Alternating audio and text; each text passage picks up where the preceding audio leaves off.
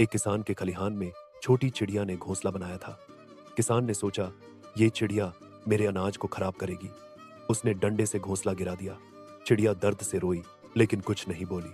कुछ हफ्तों बाद अचानक टिड्डियों का झुंड आया और किसान की पूरी फसल खा गया। किसान पछताया, काश मैंने चिड़िया का घर न तोड़ा होता। वो टिड्डियों को खाकर मेरी फसल बचा सकती थी। सीख, मॉरल, हर जीव का प्रकृति में अपना काम है। जानवरों को नुकसान पहुंचाना आखिर में इंसान को ही नुकसान देता है। अगर कहानी पसंद आई तो थाई लाइक करो, फॉलो, सब्सक्राइब करो और बेल आइकन दबाओ अगली मजेदार कहानी सबसे पहले देखने के लिए।